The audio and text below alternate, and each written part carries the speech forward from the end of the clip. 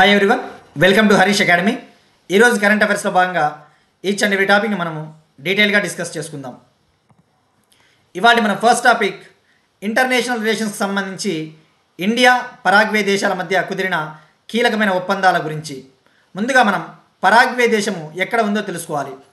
Paraguay దేశం అనేది ఇది సౌత్ అమెరికన్ కంట్రీ, అంటే దక్షిణ అమెరికా ఖండంలో ఉండే ఒక దేశం అని చెప్పవచ్చు. దీన్నే లాటిన్ అమెరికా కంట్రీ అని కూడా అంటారు. For example Brazil, Argentina, Bolivia, Paraguay, Uruguay ఇటువంటి ముఖ్యమైన దేశాలన్నీ కూడా లాటిన్ అమెరికా దేశాలు సౌత్ అమెరికాలో ఉంటాయని చెప్పవచ్చు.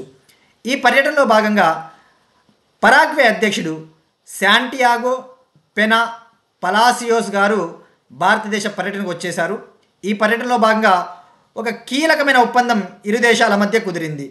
ఆ ఒప్పందం వచ్చేసి గ్రీన్ హైడ్రోజన్ మరియు బయోఫ్యూయల్ సెక్టార్కి సంబంధించి. గ్రీన్ హైడ్రోజన్ మరియు బయోఫ్యూయల్ సెక్టార్ అంటే సస్టైనబుల్ ఫ్యూయల్స్, హరిత ఇంధనాలకు సంబంధించిన ఒక కీలకమైన ఒప్పందం అని చెప్పవచ్చు. అలానే వీటితో పాటు ఇరు దేశాలు కూడా సైబర్ క్రైమ్స్ని, డ్రగ్ ట్రాఫికింగ్ని, టెర్రరిజం సమస్యను నివారించాలని చెప్పేసి ఒప్పందాలు కుదుర్చుకున్నారు.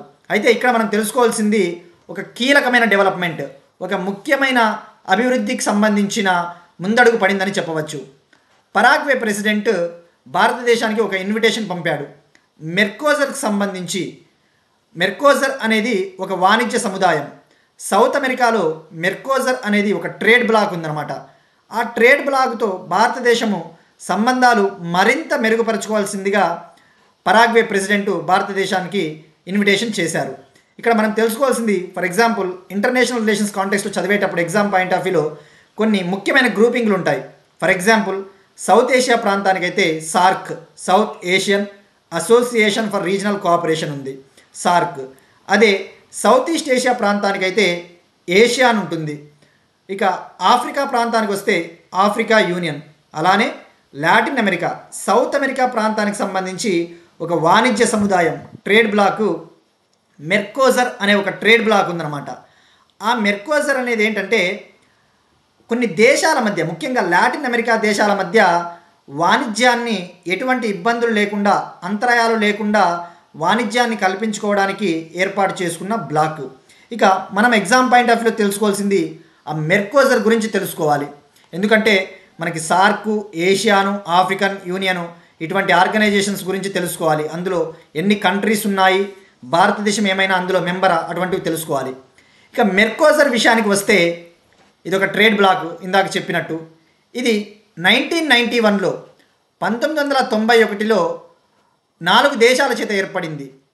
4 సౌత్ అమెరికా దేశాలు, బ్రెజిల్, అర్జెంటీనా, పరాగ్వే, ఉరుగ్వే, ఇవి 4 దేశాలు కలిసి ఏర్పాటు చేశాయి. ఆ తర్వాత బొలీవియా మరియు వెనిజులా దేశాలు కూడా జాయిన్ అయ్యాయి. అయితే 2016లో వెనిజులా దేశాన్ని ఈ మెర్కోజర్ ట్రేడ్ బ్లాక్ నుంచి సస్పెండ్ చేయడం జరిగింది. సో ఇప్పుడు ఓవరాల్గా 5 కంట్రీస్ ఉన్నాయని చెప్పవచ్చు. ఇక్కడ మనం గుర్తుపెట్టుకోవాల్సింది, మెర్కోజర్లో వ్యవస్థాపక సభ్య దేశాలు, ఫౌండింగ్ కంట్రీస్ వచ్చేసి బ్రెజిల్, అర్జెంటీనా, పరాగ్వే, ఉరుగ్వే. ఇక బ్రెజిల్ విషయానికి వస్తే మనందరికీ తెలుసు, ఇది బ్రిక్స్లో సభ్య దేశం అని చెప్పేసి. ఇక భారతదేశము ఈ మెర్కోజర్ దేశాలతో వాణిజ్యాన్ని ఇంప్రూవ్ చేసుకోవడం కోసము 2004 సంవత్సరంలో న్యూఢిల్లీలో ప్రిఫరెన్షియల్ ట్రేడ్ అగ్రిమెంట్ని కుదుర్చుకున్నారు. అంటే ప్రాధాన్యత వాణిజ్య ఒప్పందం అని చెప్పవచ్చు. అంటే ఫర్ ఎగ్జాంపుల్ మనము సార్క్తో, భారతదేశానికి సార్క్ గ్రూప్కి South Asia free trade agreement, దక్షిణాసియా స్వేచ్ఛా వాణిజ్య ఒప్పందం ఉంది. అలానే ఆసియాన్ గ్రూపింగ్తో కూడా మనకి స్వేచ్ఛా వాణిజ్య ఒప్పందం, ఫ్రీ ట్రేడ్ అగ్రిమెంట్ ఉంది.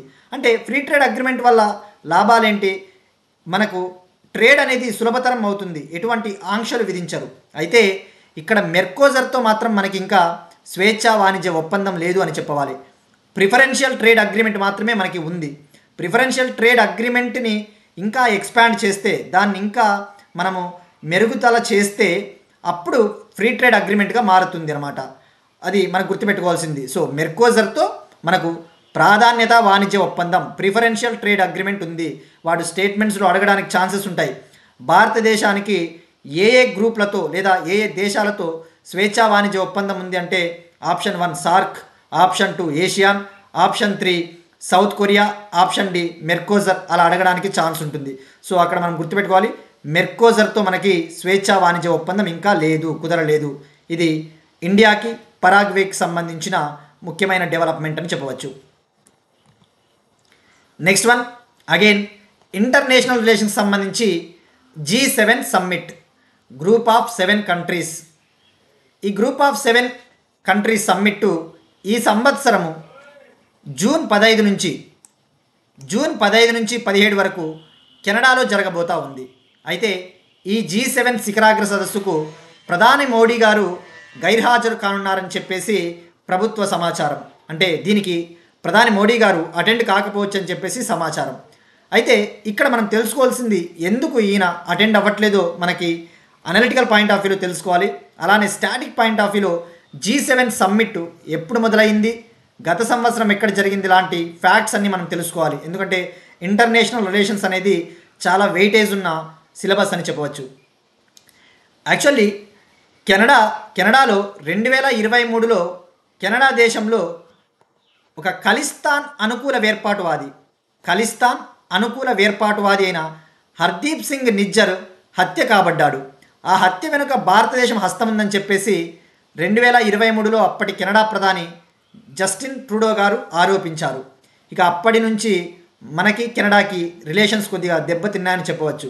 యాక్చువల్లీ కెనడాలో ఖలిస్తాన్ మూమెంట్ ఎక్కువగా ఉంటుంది. అంటే పంజాబ్ నుంచి మేము సపరేట్గా మాకు ఒక కంట్రీ కావాలి అన్నట్టుగా ఖలిస్తాన్ అనుకూల వేర్పాటువాదులు కెనడాలో ఎక్కువగా ఉంటారు. సో ఆ విషయం పట్ల భారతదేశానికి కెనడాకి మధ్య రిలేషన్స్ సరిగా లేవని చెప్పవచ్చు. అయితే కెనడాలో భారతీయ పౌరులు కూడా ఎక్కువగా ఉంటారు. ఇప్పుడు ఈ G7 సమ్మిట్కి సంబంధించి కెనడా ఇప్పటి వరకు ప్రధానమంత్రి నరేంద్ర మోడీ గారికి ఆహ్వానం పంపలేదు.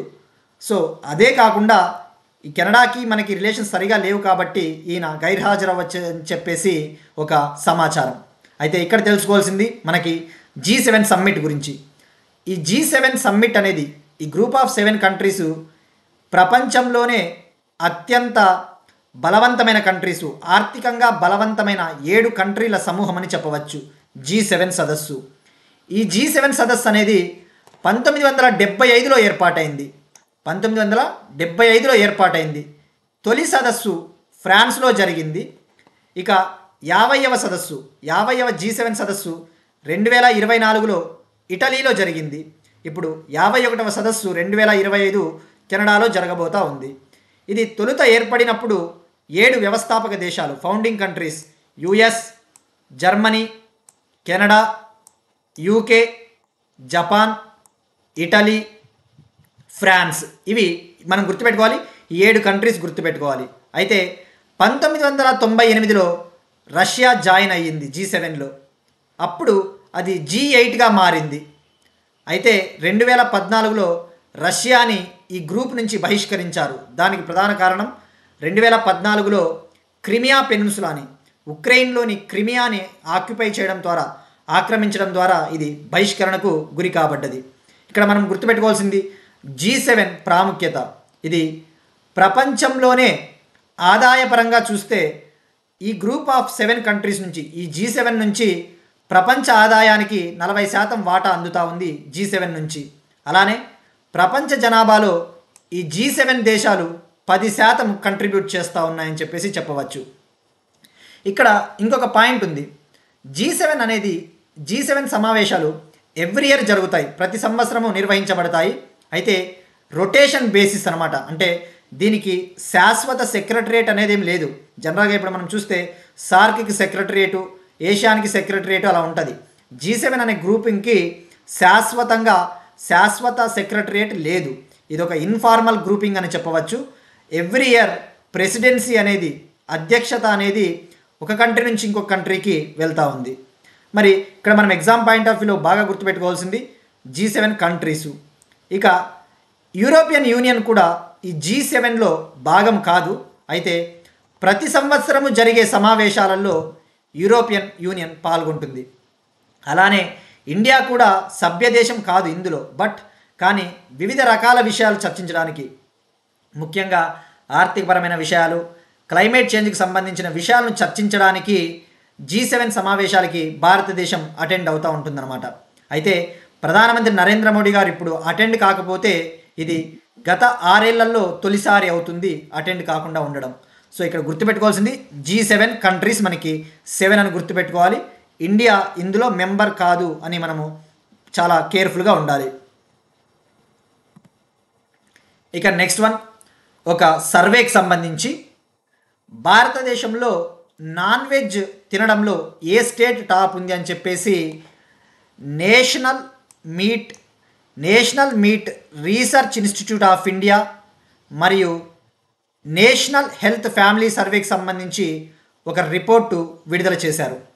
ఆ రిపోర్ట్ ప్రకారము కంట్రీలో నాన్ వెజ్ తినడంలో, అంటే నాన్ వెజ్ అంటే ఇక్కడ అందరూ అనుకుంటున్నట్టు కేవలం చికెను మటన్ ఒక్కటే కాదు, ఫిష్, ప్రాన్స్, రొయ్యలు, చేపలు ఇవన్నిటినీ కూడా నాన్ వెజ్గా కన్సిడర్ చేస్తారు. కాబట్టి మనకు ఎగ్జామ్ పాయింట్ ఆఫ్ వ్యూలో తెలుసుకోవాలి.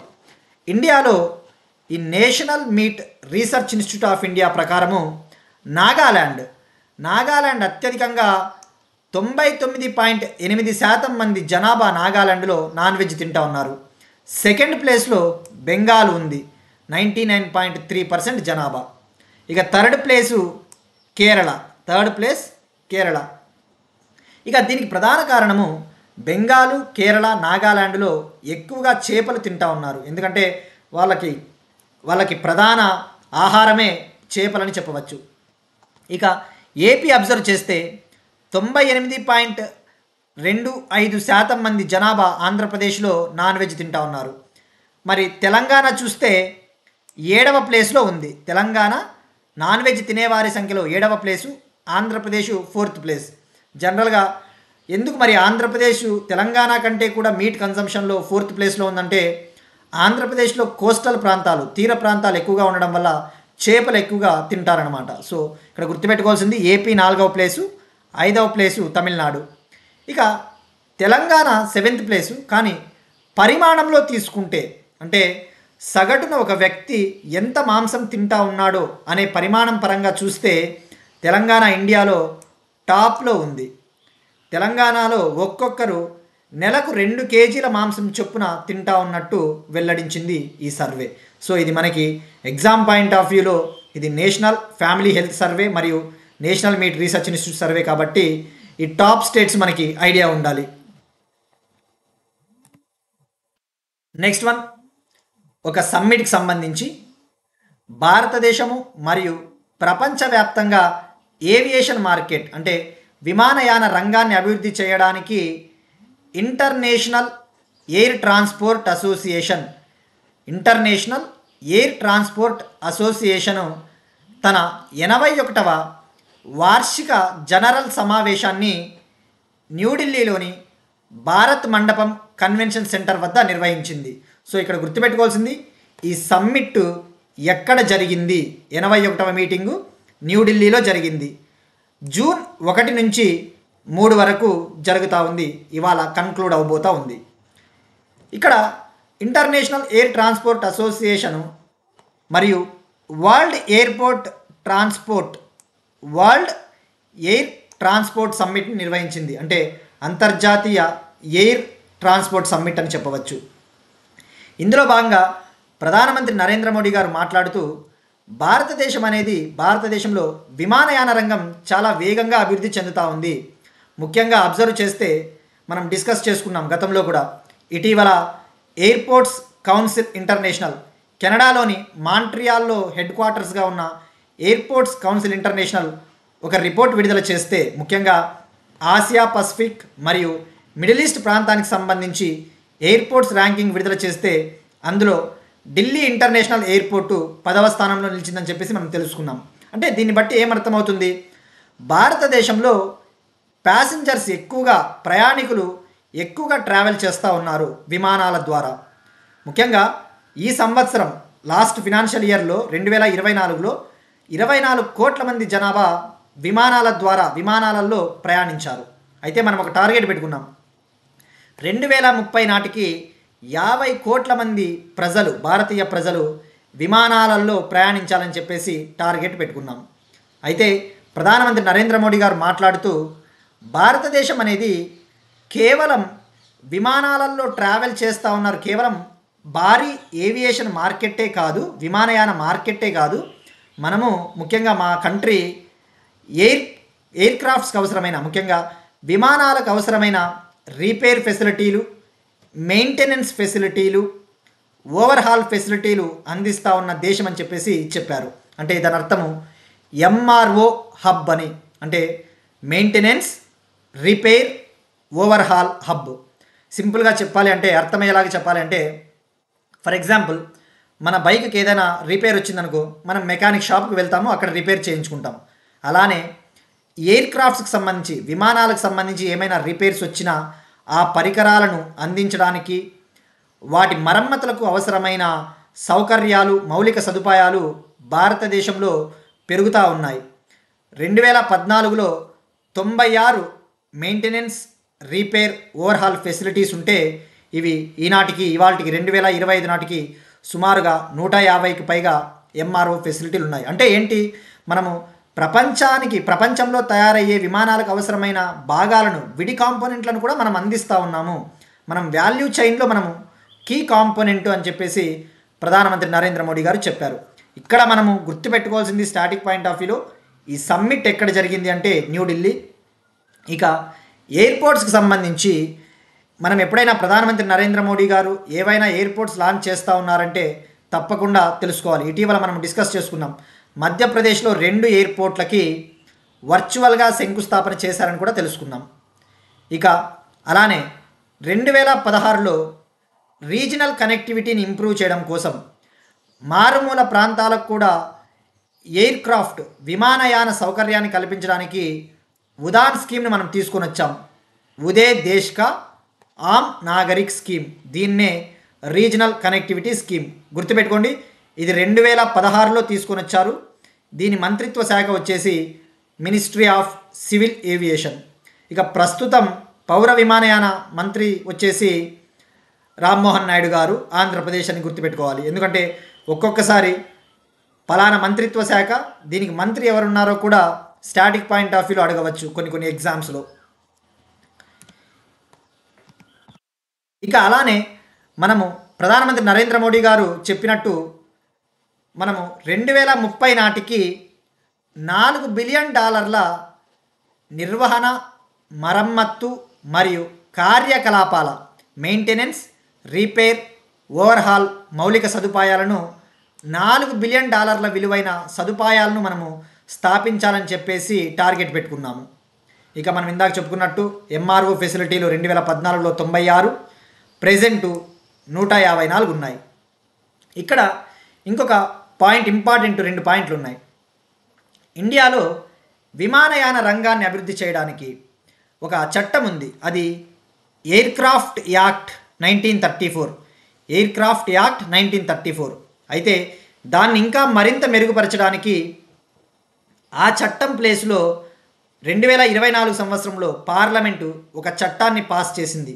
ఆ చట్టం పేరే భారతీయ వాయుయాన్ అధినియం చట్టం. భారతీయ వాయుయాన్ అధినియం చట్టం 2024. ఇది ఎయిర్క్రాఫ్ట్ చట్టం 1934 స్థానంలో దీన్ని తీసుకొని వచ్చారు, అది గుర్తుపెట్టుకోవాలి మనం.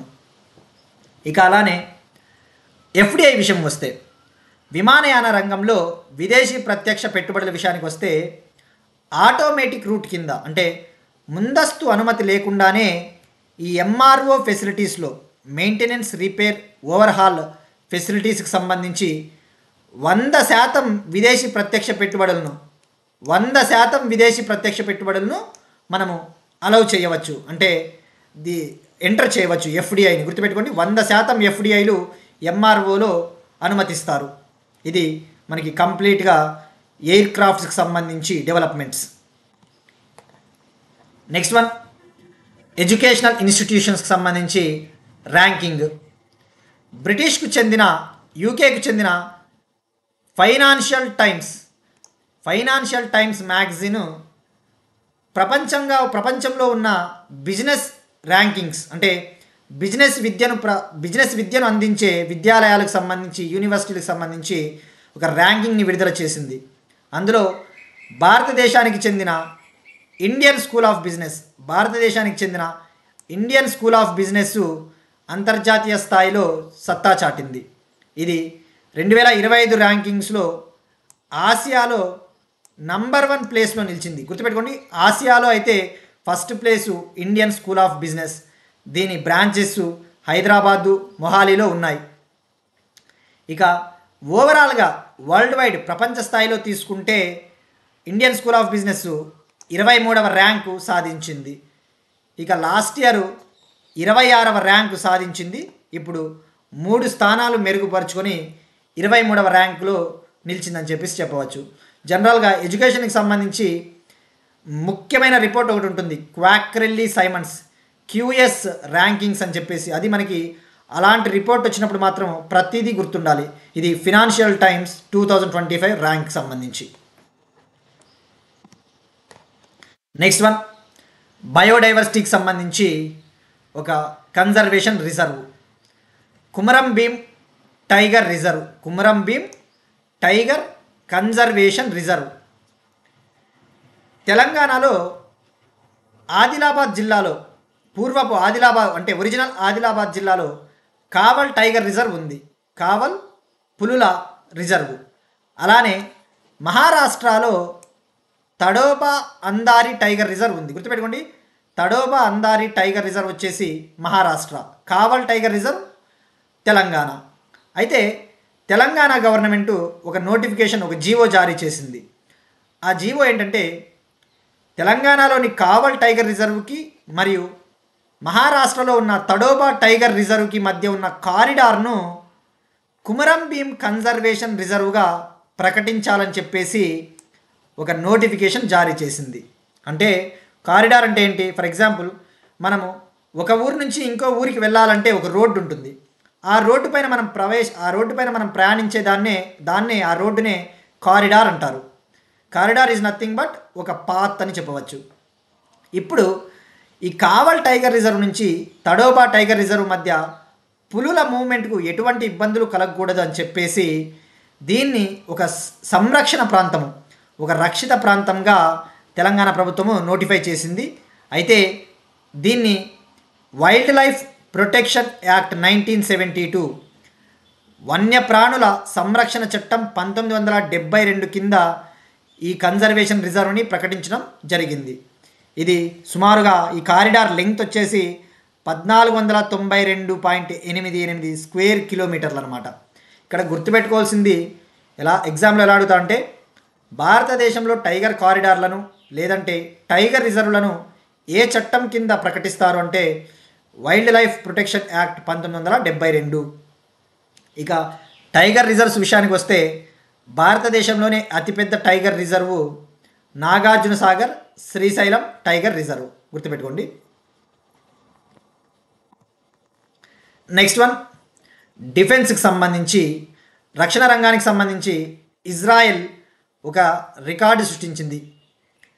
ఇజ్రాయెల్ తొలిసారిగా శత్రు దేశాలకు చెందిన డ్రోన్లను లేజర్ ఆయుధాలను ఉపయోగించి నాశనం చేసింది. మరి ఇది ఫస్ట్ కంట్రీ, లేజర్ ఆయుధాలను ఉపయోగించి నాశనం చేయడం అనేది ఫస్ట్ కంట్రీ. యాక్చువల్లీ మనం డిఫెన్స్ చెప్పుకునేటప్పుడు ఒక టాపిక్ చెప్పుకున్నాం, శత్రు దేశాలకు చెందిన మిసైల్స్ని నాశనం చేయాలంటే 2 మెథడ్స్ ఉంటాయి. ఒకటి hard kill approach, 2 soft kill approach. Hard kill approach అంటే ఏంటి? ఫర్ ఎగ్జాంపుల్, మనకి పాకిస్తాన్ నుంచి ఒక మిసైల్ వస్తుంది అనుకుందాం. ఆ మిసైల్ని మనం నాశనం చేయాలంటే మనం కూడా ఒక మిసైల్ని లాంచ్ చేసి దాన్ని భౌతికంగా నాశనం చేస్తే దాన్ని హార్డ్ కిల్ అప్రోచ్ అంటాం.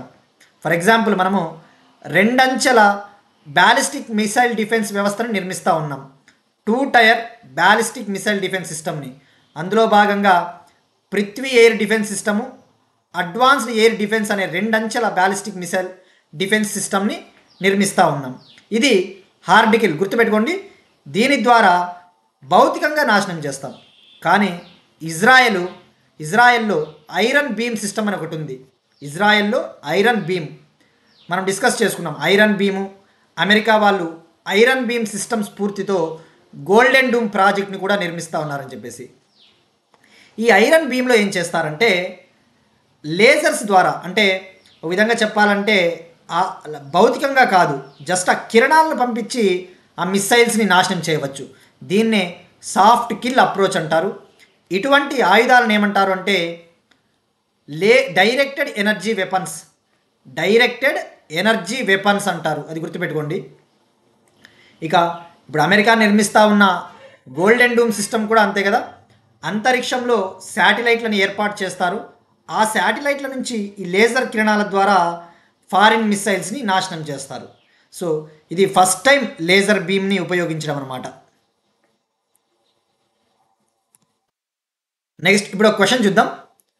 ఇది వోల్కానోస్ ఎరప్షన్స్కి సంబంధించి, ఎందుకంటే మనం ఇటీవల నాసా వాళ్ళు డెవలప్ చేసిన అగ్ని పర్వతాల విస్ఫోటన హెచ్చరిక వ్యవస్థ గురించి తెలుసుకున్నాం. దానికి సంబంధించి ఒక వోల్కానోకి సంబంధించి ఇటీవల బద్దలైన మౌంట్ డుకనో వోల్కనో ఏ దేశంలో ఉంది? Option A Philippines, option B Indonesia, option C Japan, option D Papua New Guinea. అలానే మౌంట్ ఎట్నా ఎక్కడ ఉందో కూడా కామెంట్ సెక్షన్లో ట్రై చేయండి. ఇక నిన్నటి క్వశ్చన్ విషయానికి వస్తే మనం అడిగిన question major Dhyan Chand Khel Ratna awards 2025 ఎంతమందికి ఇచ్చారు? ఖేల్ రత్న అవార్డు అనేది ఇది భారతదేశపు అత్యున్నత క్రీడా పురస్కారం. ఇంతకుముందు దీన్ని రాజీవ్ రతన్ పురస్కారం అని పిలిచేవాళ్ళు. ఆ తర్వాత హాకీ లెజెండ్ ధ్యాన్ చంద్ గారి పేరుని దీనికి పెట్టారు. 2025 సంవత్సరానికి సంబంధించి నలుగురికి ఈ అవార్డుని ఇచ్చారు. ఒకరు మను బకర్, మరొకరు చెస్ ప్లేయర్ గుకేష్, హర్మన్ ప్రీత్ సింగ్, మరొకరు ప్రవీణ్ కుమార్. ఇక ఇంకొక క్వశ్చన్ మనం అడిగింది, ప్రపంచంలోనే అతి పొడవైన ఎక్స్ప్రెస్ వే టన్నెల్ను చైనా నిర్మించింది. దాని పేరేంటి? దాని పేరు Tianshan Shengli tunnel. Tianshan Shengli tunnel. Next one again డిఫెన్స్కి సంబంధించి ఒక operation. Operation spider's web. Operation spider's web మనం ఇందాకనే తెలుసుకున్నాం. ఇజ్రాయెల్ ఐరన్ బీమ్ సిస్టమ్ ద్వారా లేజర్ వెపన్స్ను ఉపయోగించి గాజా పైన దాడులు చేసి ఆ ఫారిన్ మిసైల్స్ని నాశనం చేసిందని చెప్పేసి. ఇప్పుడు ఆపరేషన్ స్పైడర్స్ వెబ్ అనేది ఉక్రెయిన్ చేసిన ఒక సర్జికల్ స్ట్రైక్స్ అని చెప్పవచ్చు. ఉక్రెయిన్ ఆధునిక యుద్ధ చరిత్రలోనే అతిపెద్ద సర్జికల్ స్ట్రైక్స్ చేసిందని చెప్పవచ్చు. ఆపరేషన్ స్పైడర్స్ వెబ్ పేరిట ఉక్రెయిన్ దేశము డ్రోన్లను రష్యాలోకి ఎవరికీ తెలియకుండా అక్రమంగా ట్రక్కుల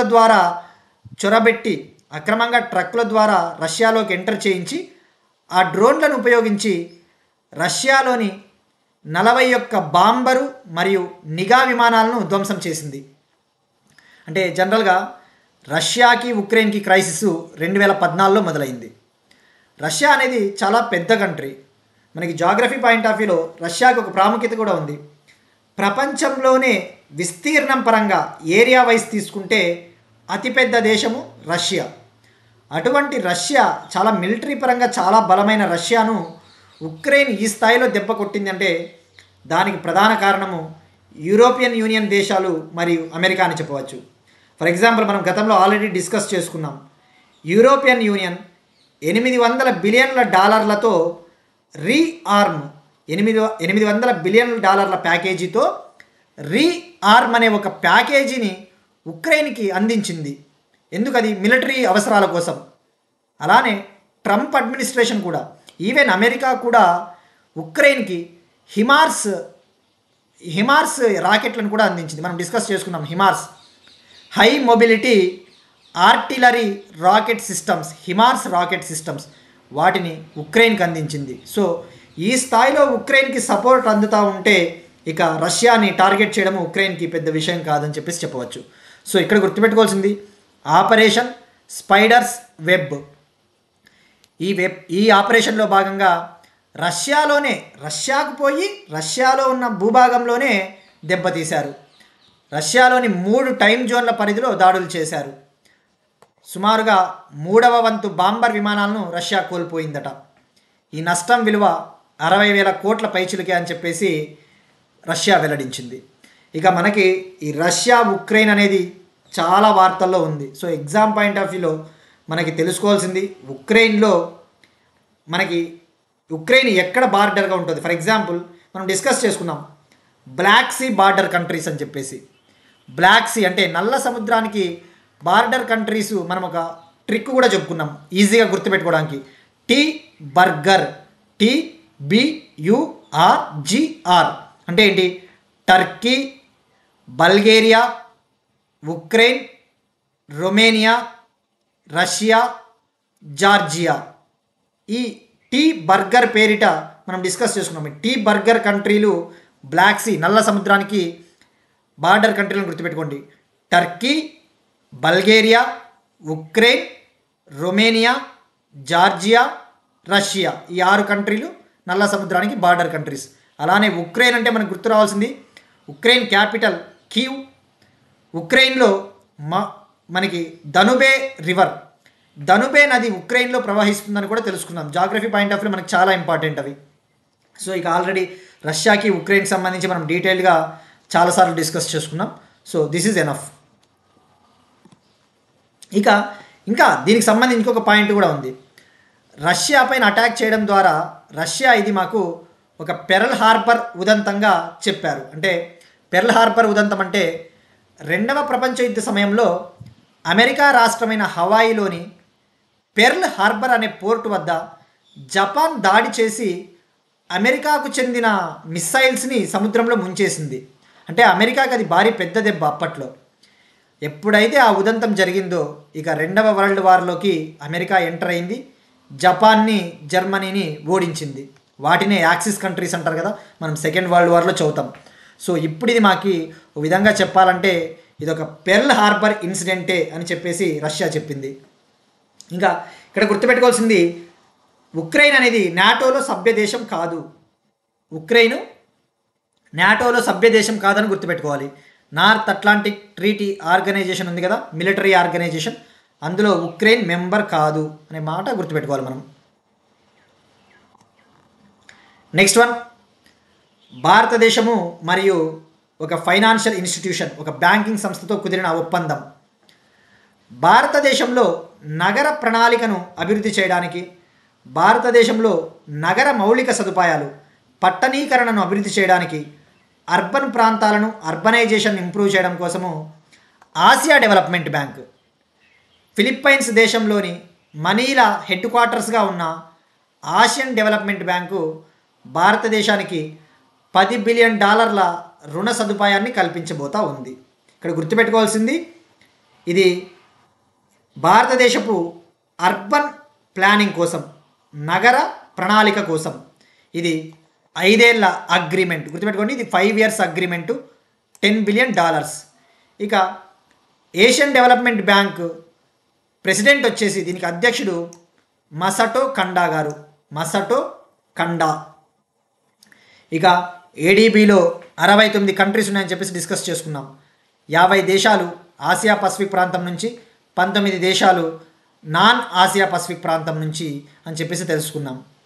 ఇక ఇది 1966లో ఏర్పాటైంది. ఇందులో భారతదేశం కూడా సభ్యత్వం కలిగి ఉందని చెప్పేసి క్లియర్గా తెలుసుకున్నాం. Next one, wings India 2026. ఇందాకనే వరల్డ్ ఎయిర్ ట్రాన్స్పోర్ట్ సమ్మిట్ న్యూఢిల్లీలో జరిగిన సమ్మిట్ గురించి తెలుసుకున్నాం. ఆ సదస్సులో భాగంగా ఒక ఇంపార్టెంట్ అనౌన్స్మెంటు చేశారు. వచ్చే జనవరిలో 2026 జనవరి 28 నుంచి 31 వరకు హైదరాబాద్లోని బేగంపేట విమానాశ్రయంలో వింగ్స్ ఇండియా 2026 సదస్సు సమావేశం, ఒక సమ్మిట్ జరగబోతూ ఉంది. ఇది ఆసియాలోనే అతిపెద్ద ప్రతిష్టాత్మక పౌర విమానయాన ఉత్సవం అని చెప్పవచ్చు. ఇక భారతదేశంలో ఎయిర్పోర్ట్స్ విషయానికి వస్తే 2014లో 74 ఎయిర్పోర్ట్స్ ఉంటే అవి ప్రెజెంటు 163కు చేరాయని చెప్పేసి కేంద్ర మంత్రి రామ్మోహన్ నాయుడు గారు ప్రకటించారు. ఇక మనం ఒక టార్గెట్ పెట్టుకున్నాం, 2047 నాటికి ఇండియాలో 350 ఎయిర్పోర్ట్లు అందుబాటులోకి తీసుకురావాలని చెప్పేసి కూడా టార్గెట్ పెట్టుకున్నాం. So wings India 2026 Hyderabad Begumpet విమానాశ్రయం. ఇక ఇలాంటి సదస్సు ఒకటి ఉంటుంది, ఏరో ఇండియా సదస్సు. వింగ్స్ ఇండియా వేరు, ఏరో ఇండియా వేరు, కన్ఫ్యూజ్ అవ్వద్దండి. ఏరో ఇండియా సదస్సు బెంగళూరులో జరిగింది 2025 సంవత్సరంలో. ఇది ఆసియాలోనే అతిపెద్ద మిలిటరీ ఎయిర్ క్రాఫ్ట్ సమావేశం అని చెప్పవచ్చు. అంటే మిలిటరీ ఎయిర్ క్రాఫ్ట్లు, రక్షణ రంగానికి సంబంధించిన ఎయిర్ క్రాఫ్ట్లు, ఆ విమానాలన్నీ కూడా విన్యాసాల్లో పాల్గొంటాయి కదా, అది ఏరో ఇండియా పేరిట నిర్వహిస్తారు. అది ఈ సంవత్సరం బెంగళూరులో జరిగింది. నెక్స్ట్ వన్, బయోడైవర్సిటీకి సంబంధించి జార్ఖండ్ తన మొదటి టైగర్ సఫారీని ఏర్పాటు చేయబోతూ ఉంది. మొదటి టైగర్ సఫారీని. మరి టైగర్ సఫారీ అంటే ఏంటి? సఫారీ అంటే అది మన సినిమాల్లో కూడా చూస్తూ ఉంటాం. టూరిస్టులు, విజిటర్స్, పర్యాటకులు జీప్లలో వెళ్తూ ఆ వైల్డ్ లైఫ్ని, ఆ వన్యప్రాణుల్ని చూస్తూ ఉంటారు, ఆస్వాదిస్తూ ఉంటారు. అంటే టూరిజం అన్నమాట. తన మొదటి టైగర్ సఫారీని జార్ఖండ్ ఏర్పాటు చేయబోతూ ఉంది. ఇలా ఏర్పాటు చేయడం ద్వారా అందులో భాగంగా పర్యాటకులు వీటిని, ఆ పులులని చూడవచ్చు అనమాట. యాక్చువల్లీ టైగర్ సఫారీ అంటే ఒక ఆర్టిఫిషియల్ ఎన్విరాన్మెంట్ అని చెప్పవచ్చు. జనరల్గా పులులు అడవుల్లో ఉంటాయి, కానీ అడవుల్లో కాకుండా కృత్రిమంగా వాటిని సంరక్షిస్తే సఫారీలని మనము చెప్పవచ్చు వాటిని. ఇక ఇటువంటి టైగర్ సఫారీలు కావచ్చు, లేదంటే నైట్ సఫారీల గురించి మనం ఆల్రెడీ డిస్కస్ చేసుకున్నాం. భారతదేశంలో మొట్టమొదటి నైట్ సఫారీ అంటే రాత్రిపూట్ల టూరిజంని, రాత్రిపూట్ల మనము విజిట్ చేస్తూ వన్యప్రాణుల్ని చూసే నైట్ సఫారీని ఉత్తరప్రదేశ్ ప్రారంభించిందని కూడా తెలుసుకున్నాం. ఉత్తరప్రదేశ్లోని కుక్రైల్, లక్నోలోని కుక్రైల్ రక్షిత ప్రాంతంలో దాన్ని ఏర్పాటు చేశారు. అలానే భారతదేశపు మొట్టమొదటి విస్టాడూమ్ ట్రైన్ సఫారీ అంటే ట్రైన్లో వెళ్తూ మనము ఏసీ కోచ్ విస్టాడూమ్ ట్రైన్లో వెళ్తూ ఆ వన్యప్రాణుల్ని చూసే సఫారీని కూడా ఉత్తరప్రదేశ్ ఇటీవల ఏర్పాటు చేసింది. ఇక జార్ఖండ్కి మరొక ప్రాముఖ్యత కూడా ఉంది. జార్ఖండ్లో భారతదేశపు మొట్టమొదటి తోడేలు అభయారణ్యాన్ని ఏర్పాటు చేశారు.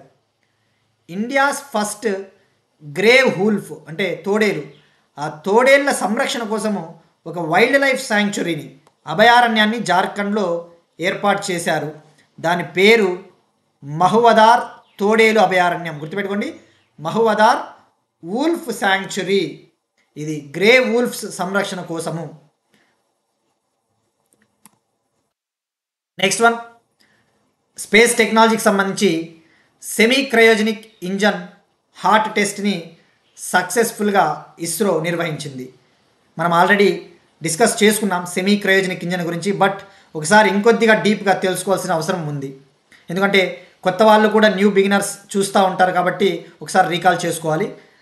తమిళనాడులోని మహేంద్రగిరిలో ఉన్న ప్రొపల్షన్ కాంప్లెక్స్లో సెమీ క్రయోజెనిక్ ఇంజన్ హార్ట్ టెస్ట్ను 3వసారి విజయవంతంగా నిర్వహించింది ఇస్రో. మరి అసలు ఎందుకు సెమీ క్రయోజెనిక్ ఇంజన్ అంటే ఏంటో తెలుసుకోవాలి. దానికంటే ముందు లాంచ్ వెహికల్ మార్క్ 3 గురించి తెలుసుకోవాలి. లాంచ్ వెహికల్ మార్క్ 3 అంటే ఇది జిఎస్ఎల్వి మార్క్ 3 రాకెట్ అంటారు. భారతదేశపు బాహుబలి రాకెట్ అని పిలుస్తారు. అంటే భారీ బరువున్న, అత్యధికంగా బరువున్న పేలోడ్లను కూడా ఇది మోసుకొని పోగల సామర్థ్యం కలది. ఈ జిఎస్ఎల్వి మార్క్ 3 లేదా లాంచ్ వెహికల్ మార్క్ 3 ఏం చేస్తుందంటే 4000 కేజీల బరువున్న పేలోడ్ను జియోస్టేషనరీ ట్రాన్స్ఫర్ ఆర్బిట్ అంటే భూస్థిర బదిలీ కక్షలోకి ప్రవేశపెడుతుంది. అదే లోయర్త్ ఆర్బిట్లోకి అయితే, తక్కువ భూకక్ష పరిధిలోకి అయితే 8000 కేజీల పేలోడ్ను మోసుకుని వెళ్తుంది. ఎందుకంటే లోయర్త్ ఆర్బిట్తో పోల్చుకుంటే జియోస్టేషనరీ ట్రాన్స్ఫర్ ఆర్బిట్ పైన ఉంటుంది కాబట్టి దాంట్లో తక్కువ బరువుని మోసుకొని వెళ్తుందని చెప్పవచ్చు. ఇక ఇందులో యాక్చువల్లీ జిఎస్ఎల్వి మార్క్ 3 లేదా లాంచ్ వెహికల్ మార్క్ 3లో 3 స్టేజ్లు ఉంటాయి. ఒక స్టేజ్ వచ్చేసి కోర్ స్టేజ్ అంటారు. కోర్ స్టేజ్ అంటే liquid stage. L110 liquid stage, అది కోర్ స్టేజ్. మరొకటి solid rocket stage. Solid rocket boosters 2 ఉంటాయి. ఇక్కడ చూపిస్తున్నట్టు ఇమేజ్లో 2 బూస్టర్లు S-200 అనేవి 2 బూస్టర్లు ఉంటాయి. ఈ బూస్టర్ల ద్వారా ఏమవుతుందంటే రాకెట్టు వేగంగా దూసుకొని పోగల సామర్థ్యము ఇది ఇస్తుందన్నమాట ఈ బూస్టర్లు. ఇక 3వ స్టేజ్లో క్రయోజెనిక్ అప్పర్ స్టేజ్ అంటారు. Cryogenic upper stage. అసలు క్రయోజెనిక్స్ అంటే ఇది అత్యంత తక్కువ ఉష్ణోగ్రతలో ఫ్యూయల్ని స్టోర్ చేస్తారనమాట. ఇది దూసుకొని పోవడానికి, రాకెట్ దూసుకొని పోవడానికి ఉపయోగపడే ఒక స్టేజ్ అని చెప్పవచ్చు. ఇక్కడ మనకి కోర్ స్టేజ్లో వచ్చేసి L110 లిక్విడ్ స్టేజ్లో వికాస్ ఇంజన్లను వాడతారు. వికాస్ ఇంజన్లను. అయితే సెమీ క్రయోజెనిక్ ఇంజన్లో ఏం చేయబోతా ఉన్నారు అంటే ఈ L110 లిక్విడ్ స్టేజ్ ఇక్కడ ఉంది కదా, ఈ L110 లిక్విడ్ స్టేజ్ని రీప్లేస్ చేసి దీని స్థానంలో ఈ సెమీ క్రయోజెనిక్ ఇంజన్ని అమరుస్తారనమాట. అమర్చడం ద్వారా ఏమవుతుంది అంటే ఇంకా వేగవంతంగా, ఇంకా మరింత బరువైన పేలోడ్ను కూడా మోసుకొని వెళ్ళే సామర్థ్యాన్ని సెమీ క్రయోజెనిక్ ఇంజన్ కల్పిస్తుంది. సో ఇక్కడ గుర్తుపెట్టుకోవాల్సింది, సెమీ క్రయోజెనిక్ ఇంజన్ని భవిష్యత్తులో మనము ఈ L110 లిక్విడ్ స్టేజ్లో మనము పెడతాము. దీని ప్లేస్లో దీన్ని తీసుకొని వస్తాము. ఇక సాలిడ్ రాకెట్ బూస్టర్ స్టేజ్ అలానే ఉంటుంది, క్రయోజెనిక్ అప్పర్ స్టేజ్ అలానే ఉంటుంది. ఇక క్రయోజెనిక్ అప్పర్ స్టేజ్లో వాడేది C-25 అనమాట. C-25 engine. ఆ C-25 ఇంజన్ని మనము స్వదేశీయంగా అభివృద్ధి చేశాం, ఇండిజినస్గా అభివృద్ధి చేశాం. బెంగళూరులోని లిక్విడ్ ప్రొపల్షన్ సిస్టమ్స్ సెంటరు దీన్ని అభివృద్ధి చేసింది. ఇందులో ఇంధనంగా లిక్విడ్ ఆక్సిజన్ని, ఆక్సిడైజర్గా లిక్విడ్ ఆక్సిజన్ని, ఫ్యూయల్గా లిక్విడ్ హైడ్రోజన్ని ఉపయోగిస్తారు క్రయోజెనిక్ స్టేజ్లో. అదే సెమీ క్రయోజెనిక్ స్టేజ్లో అయితే ఆక్సిడైజర్గా లిక్విడ్ ఆక్సిజన్ని ఉపయోగిస్తారు, కానీ ఫ్యూయల్గా అయితే లిక్విడ్ కిరోసిన్ని, గుర్తుపెట్టుకోండి, కిరోసిన్ని ఉపయోగిస్తారు. ఇది సెమీ క్రయోజెనిక్ ఇంజన్ గురించి. మనం ఇక్కడ స్పేస్ టెక్నాలజీ పాయింట్ ఆఫ్ వ్యూలో ఫోకస్ చేయాల్సింది ఈ సెంటర్స్ ఎక్కడున్నాయో కూడా హెడ్ క్వార్టర్స్ చాలా ఇంపార్టెంట్. ప్రొపల్షన్ కాంప్లెక్స్ అంటే తమిళనాడు మహేంద్రగిరి, అదే లిక్విడ్ ప్రొపల్షన్ సిస్టమ్ సెంటర్ అంటే బెంగళూరు అని గుర్తుపెట్టుకోవాలి. ఇది GSLV Mark 3కి సంబంధించి ఇన్ఫర్మేషన్. నెక్స్ట్ వన్ అగైన్ డిఫెన్స్కి సంబంధించి భారత్కి రష్యాకి మధ్య S-400 మిసైల్ డిఫెన్స్ సిస్టమ్కి సంబంధించి డీల్. భారతదేశానికి 2025-26 షెడ్యూల్ కల్లా S-400 గగనతల రక్షణ వ్యవస్థ, ఎయిర్ డిఫెన్స్ సిస్టమ్ని అందిస్తామని చెప్పేసి రష్యా ప్రకటించింది. వీటినే సుదర్శన చక్ర అంటారు. గుర్తుపెట్టుకోండి, సుదర్శన చక్ర వేటికి పేరు అంటే S-400.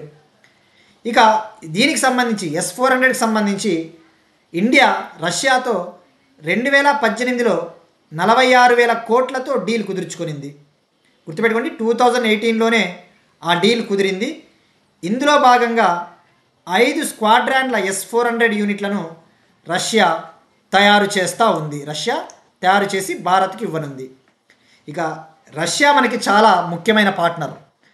దీన్ని భారతదేశపు ఆల్ వెదర్ ఫ్రెండ్ అంటారు. అంటే మనకి ఏ కష్టకాలం వచ్చినా ఇది ఆపదలో ఉన్నప్పుడు మనకి సహాయం అందిస్తుంది. అలానే భారతదేశానికి అత్యధికంగా ఆయుధాలు ఎగుమతి చేస్తూ ఉన్న దేశము రష్యా. మన ఆయుధాల అవసరాలలో, మన ఆయుధాల దిగుమతులలో 36% ఆయుధాలు రష్యా నుంచే వస్తూ ఉన్నాయి. ఫస్ట్ ప్లేస్ రష్యా, అది గుర్తుపెట్టుకోండి. అత్యధికంగా భారతదేశానికి ఆయుధాలు ఎగుమతి చేస్తూ ఉన్న దేశం రష్యా. ఇక ఈ ఆయుధాల దిగుమతి విషయానికి వస్తే మనం గతంలో కూడా డిస్కస్ చేసుకున్నాం. SIPRI report, Stockholm International Peace Research Institute report ప్రకారము 2020 నుంచి 2024 మధ్య అత్యధికంగా ఆయుధాలను దిగుమతి చేసుకున్న దేశము ఉక్రెయిన్. 2వ ప్లేస్లో భారత్ ఉంది. గుర్తుపెట్టుకోండి, 2020 నుంచి 2024 మధ్య. ఇది డిఫెన్స్కి సంబంధించి. ఇక రష్యాతో మనము బ్రహ్మోస్ మిసైల్స్ కలిసి జాయింట్గా డెవలప్ చేస్తూ ఉన్నాం. ఇగ్లాయస్ మిసైల్స్ని మనము రష్యా నుంచి తెచ్చుకుంటా ఉన్నాం. సో ఇది ఇండియా రష్యాకి సంబంధించి డిఫెన్స్ డీల్స్. నెక్స్ట్ వన్ అగ్నిపర్వతం. ఇటలీలో మౌంట్ ఎట్నా అగ్నిపర్వతము బద్దలైంది. మౌంట్ ఎట్నా అగ్నిపర్వతం. అయితే మౌంట్ ఎట్నా యూరప్లోనే అత్యంత క్రియాశీలకమైన అగ్నిపర్వతం అని చెప్పవచ్చు. అంటే ఇది ఎప్పుడూ కూడా విస్ఫోటనం చెందడానికి రెడీగా ఉంటుంది. యూరప్లోనే అత్యంత క్రియాశీలకమైన అగ్నిపర్వతం. ఇక ప్రపంచంలోనే అత్యంత క్రియాశీలకమైన అగ్నిపర్వతము వరల్డ్స్ మోస్ట్ యాక్టివ్ వోల్కనో వచ్చేసి అమెరికాలోని హవాయిలో ఉన్న మౌంట్ కిలావియా. ఇక ఇప్పుడు ఈ వోల్కెనో మళ్ళీ ఎరప్ట్ అవ్వడం వల్ల, బద్దలవ్వడం వల్ల ప్రమాదకరమైన వాయువులు విడుదలవుతూ ఉన్నాయట. ప్రమాదకరమైన వాయువులు. ఇక్కడ మనం ఎగ్జామ్ పాయింట్ ఆఫ్ వ్యూలో ఇలా పేపర్ చదివేటప్పుడు ఆ ప్రమాదకరమైన వాయువులు అంటే ఏంటివో కూడా తెలుసుకోవాలి, లింక్ చేసుకోవాలి. ఫర్ ఎగ్జాంపుల్ జాగ్రఫీ లేదా ఎన్విరాన్మెంట్లో అడుగుతాడు, ఈ వోల్కానోస్ నుంచి విడుదలయ్యే గ్యాసెస్ ఏవి?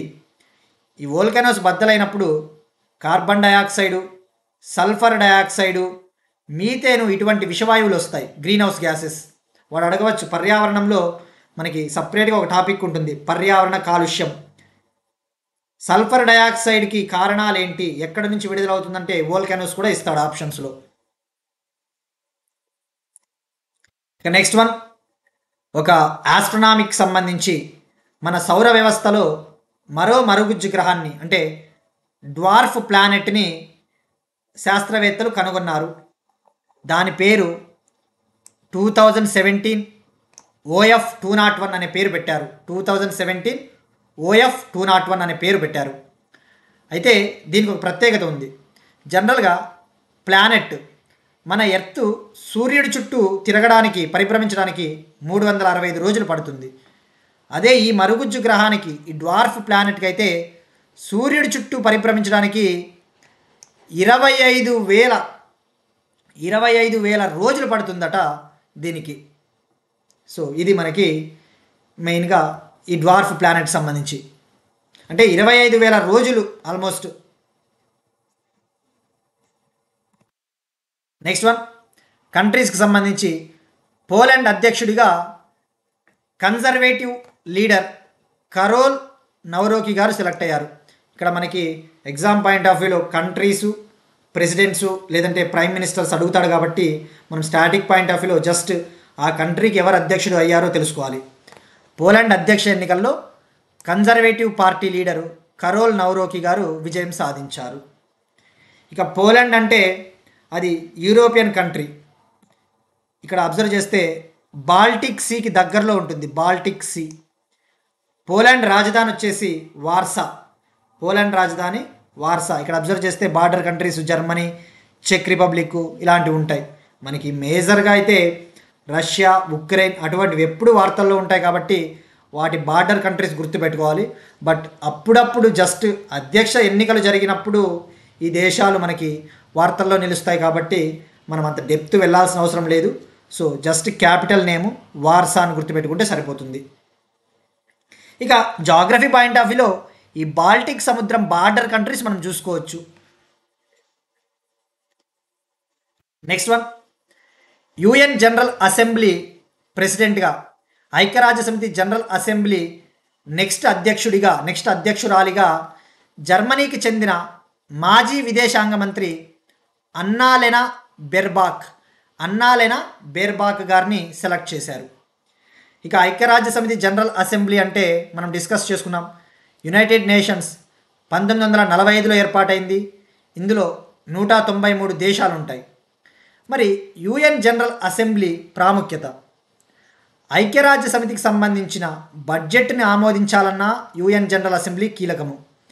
ఏవైనా పాలసీలను ఆమోదించాలన్నా యుఎన్ జనరల్ అసెంబ్లీనే కీలకము. అలానే ఐక్యరాజ్య సమితి శాశ్వత మండలి, ఐక్యరాజ్య సమితి సెక్యూరిటీ కౌన్సిల్లో నాన్ పర్మనెంట్ మెంబర్స్ ఉంటారు కదా, శాశ్వత సభ్య దేశాలు కానివి తాత్కాలిక దేశాలు 10 సెలెక్ట్ చేస్తారు కదా 2 ఏళ్లకు ఒకసారి. ఆ 10 దేశాలను నియమించేది కూడా ఐక్యరాజ్య సమితి జనరల్ అసెంబ్లీ అని గుర్తుపెట్టుకోవాలి. సో ఇంత ప్రాముఖ్యత ఉంది. ఇక యునైటెడ్ నేషన్స్ సంబంధించి 6 ప్రిన్సిపల్ ఆర్గాన్స్ ఉంటాయని చెప్పేసి తెలుసుకున్నాం, 6 మెయిన్ ఆర్గాన్స్. ఇక ఇక్కడ గుర్తుపెట్టుకోవాల్సింది జర్మనీకి చెందిన అన్నాలెనా బెర్బాక్. నెక్స్ట్ వన్, స్పోర్ట్స్కి సంబంధించి డోపింగ్. డోపింగ్లో భారత్ ప్రపంచవ్యాప్తంగా 2వ స్థానంలో నిలిచింది. అంటే డోపింగ్ అంటే ఏంటి? తమ ఆట తీరును మెరుగుపరచుకోవడానికి ప్లేయర్లు నిషేధిత ఉత్ప్రేరకాలు డ్రగ్స్ వాడతారు. ఆ డ్రగ్స్ వాడినప్పుడు వాళ్ళ ఆట తీరు మెరుగవుతుంది. కానీ అది actually athletics integrity unity athletics integrity unit ప్రకారం అది అనెథికల్, అంటే అది చట్టబద్ధం కాదు, అలాంటివి వాడకూడదు. బట్ భారతదేశము 2వ స్థానంలో ఉంది. ఈ ఏడాది మే 31 వరకు 134 మంది డోప్ కేసులతో కెన్యా అగ్రస్థానంలో ఉంటే భారత్ 128 డోప్ కేసులతో 2వ ప్లేస్ ఉంది. ఇది డైరెక్ట్గా fact oriented. Next one again స్పోర్ట్స్కి సంబంధించి చెస్. నార్వే ఓపెన్ చెస్ టోర్నీలో నార్వేకు చెందిన 8 సార్లు ప్రపంచ ఛాంపియన్ అయిన మ్యాగ్నస్ కార్ల్సన్ పైన ప్రస్తుత ప్రపంచ చెస్ ఛాంపియన్ దొమ్మెరాజ్ గుకేష్ తొలిసారిగా ఈయన పైన విజయం సాధించాడు.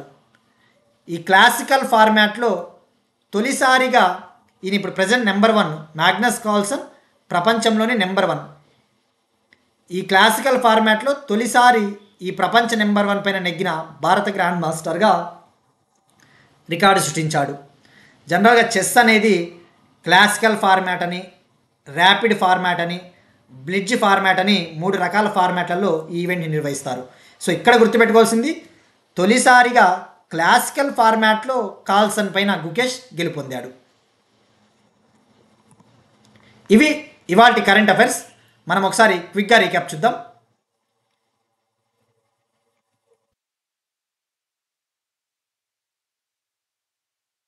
భారతదేశం మరియు పరాగ్వే మధ్య ఒప్పందాలు, G7 సదస్సుకు గైర్హాజరు కానున్న ప్రధానమంత్రి మోడీ, మాంసంకి సంబంధించి National Meat Research Institute of India report, World Air Transport Summit సదస్సు న్యూఢిల్లీ, ఇండియన్ స్కూల్ ఆఫ్ బిజినెస్కి ప్రపంచ top 23rd place, Kumram Bheem tiger conservation reserve, తొలిసారిగా లేజర్ వెపన్స్ను ఉపయోగించి శత్రు దేశాలకు చెందిన డ్రోన్లను నాశనం చేసిన Israel, operation spider's web, Asia Development Bank, Wings India 2026, Jharkhand తన మొదటి టైగర్ సఫారీని ఏర్పాటు చేయబోతా ఉంది, semi cryogenic engine hot test విజయవంతం, India Russia S-400 deal, Mount Etna అగ్నిపర్వతం, మన సౌర వ్యవస్థలో మరో మరుగుజ్జు గ్రహం 2017 OF-201, పోలాండ్ అధ్యక్షుడిగా కరోల్ నౌరోకి, తదుపరి UN జనరల్ అసెంబ్లీ అధ్యక్షురాలిగా జర్మనీకి చెందిన అన్నాలెనా బెర్బాక్, డోపింగ్లో భారత్ 2వ ప్లేస్, క్లాసికల్ ఫార్మాట్లో తొలిసారి కార్ల్సన్పై గెలిచిన Gukesh. That's it. These are today's current affairs and we'll meet you again tomorrow, and thank you everyone.